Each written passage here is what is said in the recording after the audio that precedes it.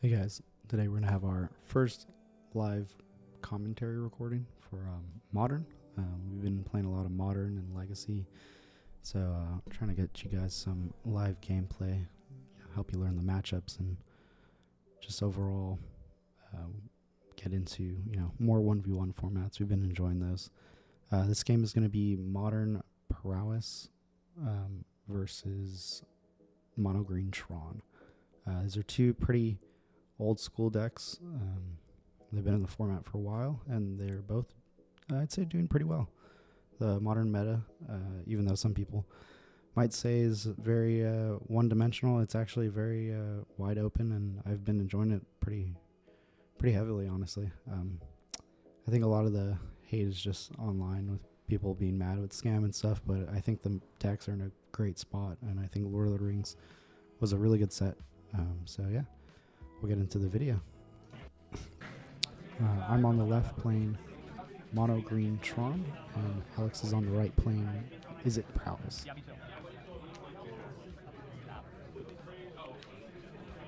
So here I just play Expedition map, classic Tron start. He's going Soulscar Mage. This is a good game. Pretty indicative of how match one goes. I had to Sylvan Scarring for a Tron land. Alex there making fun of my my draws and not having natural Tron. I said I wasn't skilled enough with the deck, which is true. If you don't have natural Tron, you shouldn't play Tron. No, I'm kidding. So the goal of this deck is to assemble Tron, which gets you 7 mana on turn 3 usually, or turn 4 can get you 8 if you don't have all Tron lands. You have to play a Forest or a Besage like I did.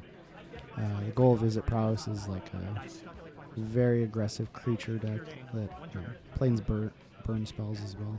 It's kind of like a mix between burn and Is It Murktide, I guess. A little low to the ground.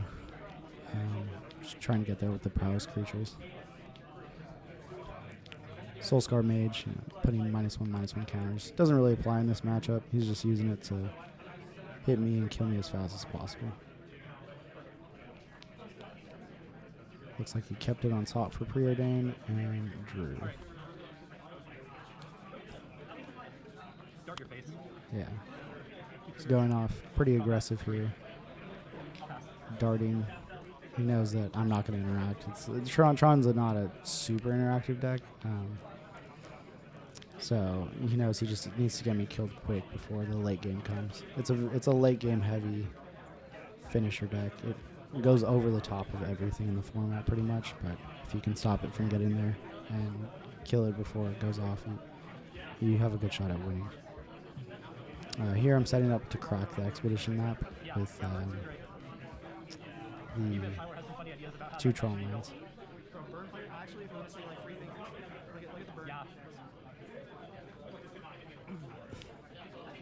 They are all individuals who do not play Eidolon. It's burn players and Tyler. We were talking about our friend's deck. He actually just top 8'd RCQ with it. It's a burn deck playing the Miracle Burn spell and Ragavans in the main. He's been trying to innovate on the burn deck, which usually has little to no innovation. We joke that deck just, it's the same copy and pasted list for just pages and pages on Goldfish, which is true. It's a great list. It's just funny that no one really adds their own little spice to it ever. Here I'm doing the really intense play of grabbing my 3rd Tron land. And Alex is doing the very intense play of bonking me. There you go, sacks his land, so very aggressive from Alex here. If I had a removal spell like a Dismember, which I do play in the main, I could have Dismembered in response. The Sprite Dragon saved me some life. But I think I was looking for it there with that Chromatic Sphere crack. So Tron now. Cracking for green. I'm looking for the One Ring because I know that most likely if I have an out, it's probably going to be getting protection. Oh, so you have a colorless and a green floater? Yeah, I have a colorless and a green floater right now, as you can hear in the commentary there. Let me know if you guys want us to just have like the pure commentary. There's a lot of background noise, so I kind of want to just do a commentary over it and also just explain a little bit more. Yeah, he had double bolt in hand anyway, so I was dead.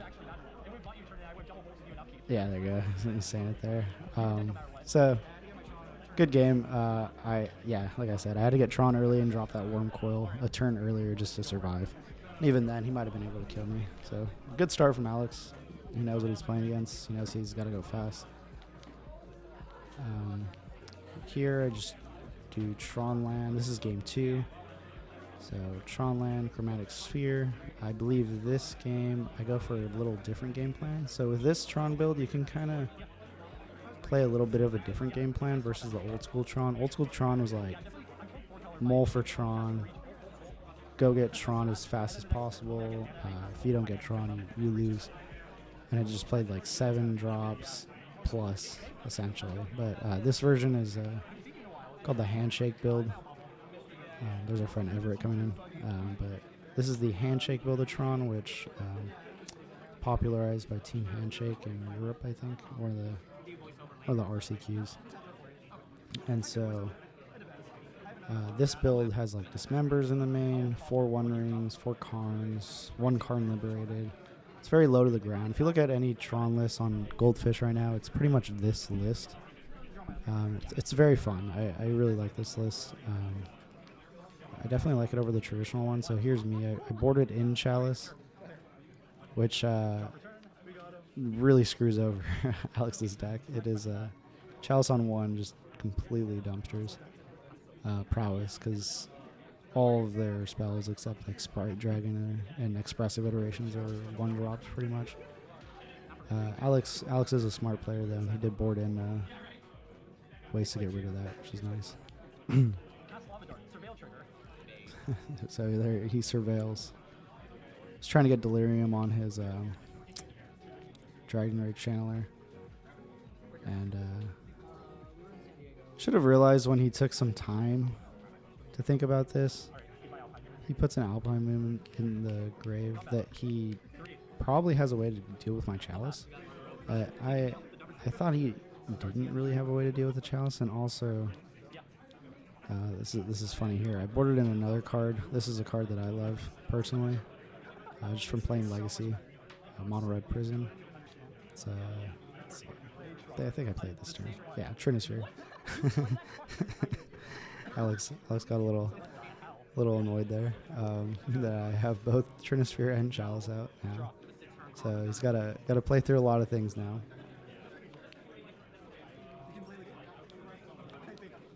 So I'm feeling confident. I feel like I got the game locked up now. I don't even need Tron, so this is a cool way of playing.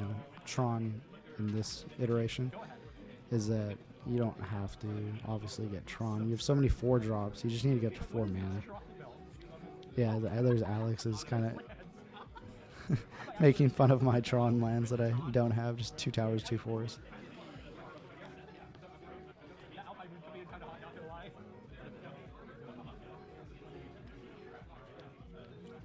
Tapping 4 here. Oh, this was like a game rule violation by me. I completely forgot I had a Chalice on 1 because I paid 3 for my Ancient Strands. Luckily it didn't end up mattering, but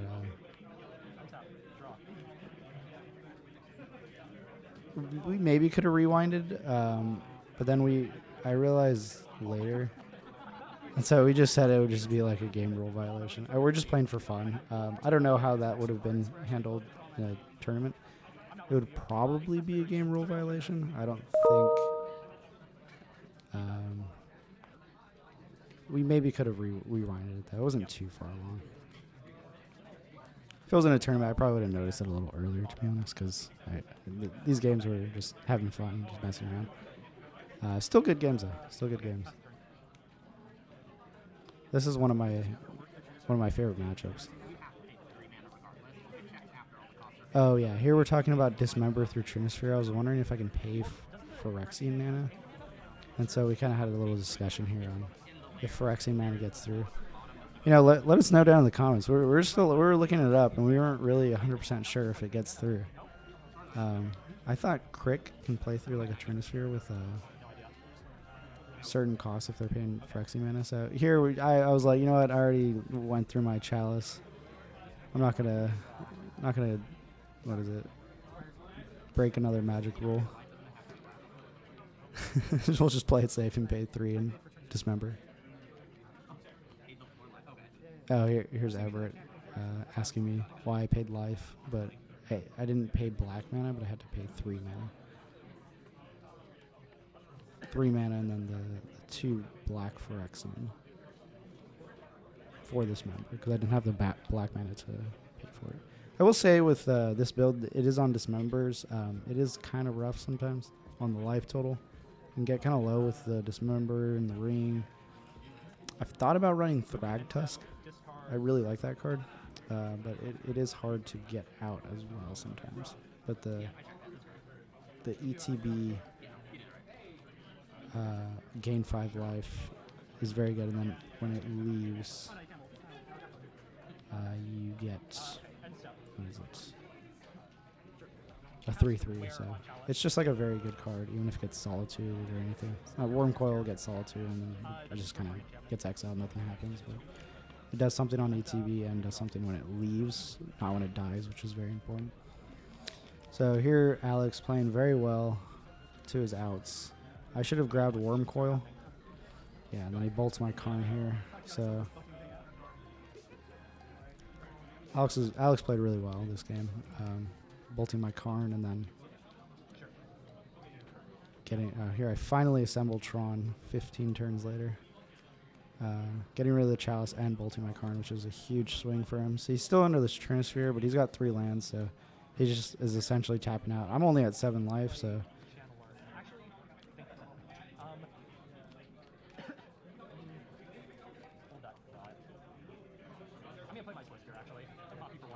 yeah, there you go. So he's playing Swiftseer here. Should get in the guaranteed damage. He knows I have a 1 ring, so I do have to drop that and try to see if I can draw another Wormcoil, hopefully, or draw a Karn possibly and take him off mana so he just can't cast anything. So there, if I drew like a Karn, I could have Karned and played the Liquid Metal, upticked his land, and then he would be hard stuck under a Trinisphere. So, so yeah, I'm just digging for Karn at this point because I need to try to lock him under that. Or like a... I had an Oblivion Stone in hand, you can see there, but the Oblivion Stone gets rid of my Trinisphere, and that's like the only thing unlocking Alex from just like double bolting me and killing me. It's slowing him down, but it's not locking him. The Chalice was the real lock piece that I needed to protect, and I should have realized that I needed to grab Wormcoil off the Karn and then play that out this turn instead of the 1 ring or with the 1 ring. And then once I get a swing with Wormcoil, I'm usually pretty good after that. Gaining 6 life in a burn matchup is usually game winning, or lets you stabilize. So Alex is just thinking here what he should do.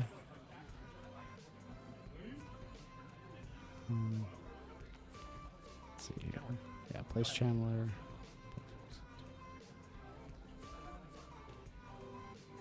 Draw.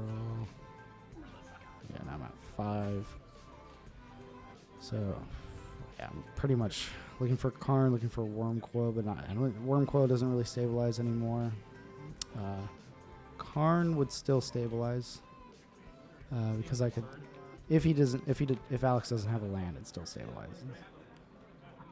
So I got tons of mana. Ulamog also stabilizes. I can play Ulamog, blow up his 2 lands. That would also be a good draw. So yeah, I'm just digging at this point. They're kind of kind of I don't know what that was. That's funny. Oh, I cracked the relic there. Just digging another relic. It took his Darcy off Delirium, which is important, so it's not a 3/3 flyer.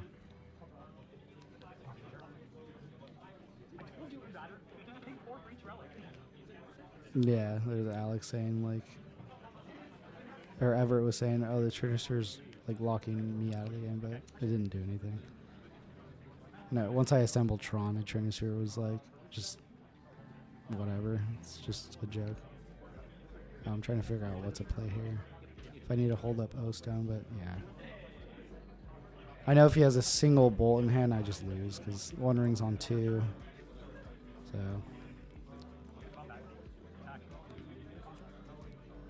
So I have a construct here. I can block the Swift Spear, take 1, go to 4. So he has to have bolts to kill me. But Alex has played very little cards. He's already played a bolt, but he's played very little cards.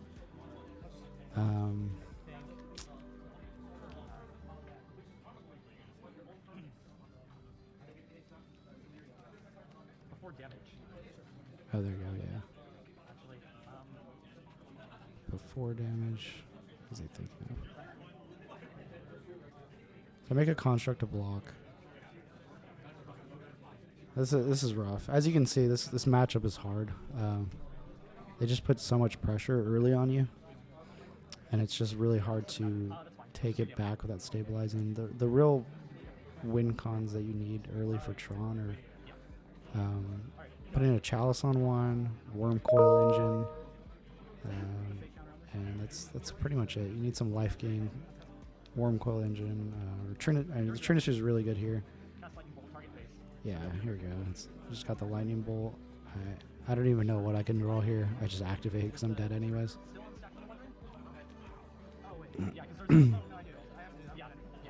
Yeah. I know I'm dead anyways. And I was like, there you go. Yep. And I drew Lulumog on that turn, but if I had anything a little earlier, we probably could have took it to game 3, but I think my biggest mistake there was not getting the Karn. Alex played it really well. Was able to get out of a Trinisphere and a Chalice. The Prowess deck has been doing really well. Alex top 8'd a RCQ with it. Burn's been doing really well. Just very, very fast decks in the format have been doing pretty good, and are able to just, get people dead before they can set up with their beans or set up with their Tron. I feel like these decks, these Prowess decks, these Burn decks are very good for people getting into Modern, getting into the meta, and you can learn a lot. It's really cool because this deck also plays Underworld Breach, so if you're familiar with that in EDH or CDH, you can play your Breach in Modern. They played a little differently though. They usually just use it to crack a bunch of baubles or triple bolt with 3 lands, or 3 mana up after your Breach. So yeah, I hope you guys enjoyed that. I really enjoyed playing this. We're probably going to be posting some more commentary, so let me know if you guys like that down below. And yeah, I'll see you guys later.